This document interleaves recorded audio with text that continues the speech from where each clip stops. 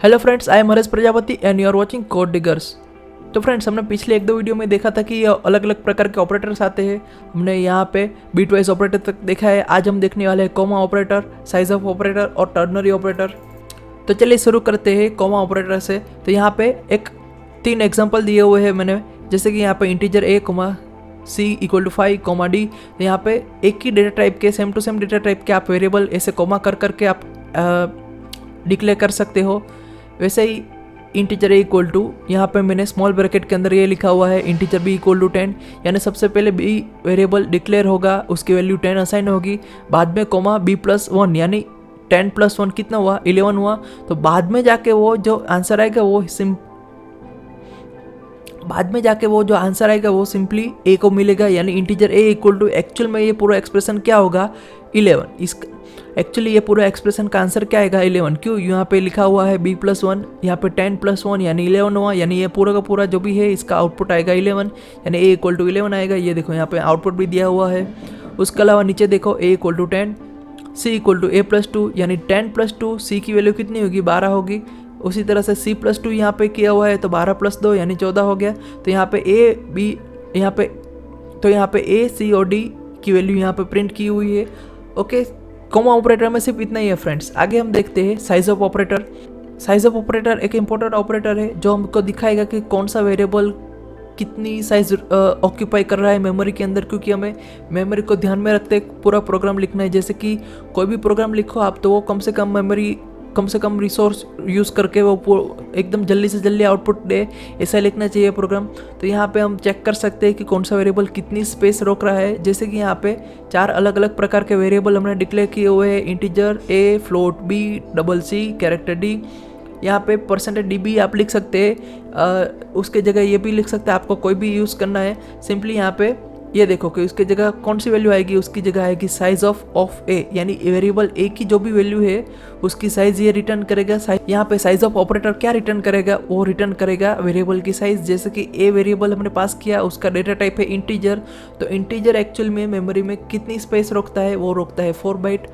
कोई कंपाइलर के अंदर ये 2 बाइट भी दिखाता है, किसी के अंदर 4 बाइट भी दिखाता है। वो कंपाइलर टू कंपाइलर अलग अलग हो सकता है। वैसे ही फ्लोट कितनी स्पेस रोकता है, वो रोकता है 4। वैसे ही यहाँ पे डबल कितनी रोकता है, 8 सबसे ज़्यादा वही रोकता है। और यहाँ पे कैरेक्टर सिंपली सबसे कम रोकता है, कितनी, 1 बाइट। ये जो साइज ऑफ ऑपरेटर है उसके अंदर सिंपली आपको वेरिएबल को पास ही करना है, वो पूरी की पूरी साइज आपको रिटर्न करके देखेगा। ओके, तो लास्ट में आएगा हमारा टर्नरी ऑपरेटर। टर्नरी ऑपरेटर एकदम सिंपल ऑपरेटर है फ्रेंड्स। जहाँ पे भी आपको कोई कंडीशन चेक करनी है, सिंपल कंडीशन, तो हम आगे पढ़ने वाले हैं वो इफ एल्स वाला। लेकिन उससे भी कम में अगर आपको सिंपली कोई भी काम करना है तो वो आप यूज़ कर सकते हैं टर्नरी ऑपरेटर। इसके अंदर 3 चीज़ आती है। सबसे पहले आता है यहाँ पे ये वाला पार्ट, इसको बोलते हैं कंडीशन, यानी सबसे पहले आपको कोई ना कोई कंडीशन लिखनी है।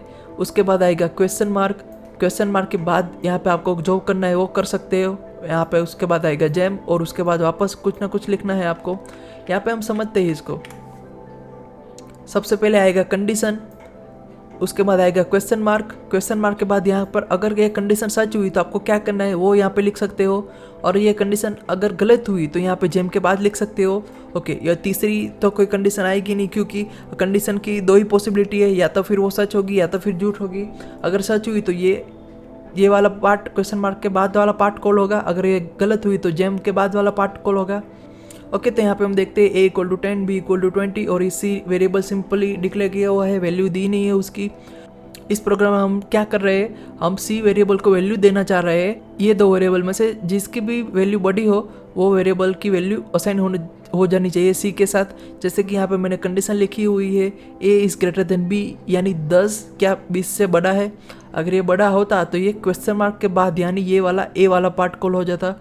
यहाँ पे ये कंडीशन तो गलत हो गई, क्योंकि 10 तो 20 से छोटा है। तो यहाँ पे आंसर क्या आएगा, आंसर आएगा b, यानी ये आउटपुट में डायरेक्टली इसका लास्ट वाला जो भी आउटपुट होगा c इक्वल टू, यहाँ पे डायरेक्टली वैल्यू आ जाएगा 20। क्यों, क्योंकि यहाँ पे ये कंडीशन गलत होगी। अगर ये कंडीशन गलत हुई तो कौन सा पार्ट कॉल होगा, जेम के बाद वाले का, यानी ये वाला पार्ट कॉल हो जाएगा, यानी c इक्वल टू डायरेक्टली आसान हो जाएगा b की वैल्यू कितनी है 20, तो यहाँ पे c की वैल्यू आ गई 20। अगर सेम टू सेम ऐसे ही अगर हम यहाँ पे a की वैल्यू 50 कर देते हैं और वापस ये कंडीशन चेक करते हैं तो यहाँ पे हो जाएगा 50 बड़ा है 20 से। ये कंडीशन सच हुई। अगर ये कंडीशन सच होगी तो कौन सा पार्ट कॉल होगा, ये क्वेश्चन मार्क के बाद वाला पार्ट यानी ए, यानी सी इक्वल टू ए हो जाएगा और सी वेरिएबल को वेरिएबल ए की वैल्यू मिल जाएगी। अगर यहाँ पे हमने एज्यूम किया था 50 तो यहाँ पे सी इक्वल टू 50 हो जाएगा और यहाँ पे आउटपुट मिल जाएगा। आप अपनी तरह से ट्राई कर सकते हो कोई भी अलग अलग वैल्यू रख के और ये पूरा का पूरा प्रोग्राम सक्सेसफुली रन हो जाएगा। दोनों में से वेरिएबल में से जो भी वैल्यू बड़ी होगी वो सी वेरिएबल के अंदर स्टोर हो जाएगी और यहाँ पे आउटपुट के अंदर वो प्रिंट हो जाएगी। ओके फ्रेंड्स, इस वीडियो में बस इतना ही। मिलते हैं अगले वीडियो में। Thank you for watching.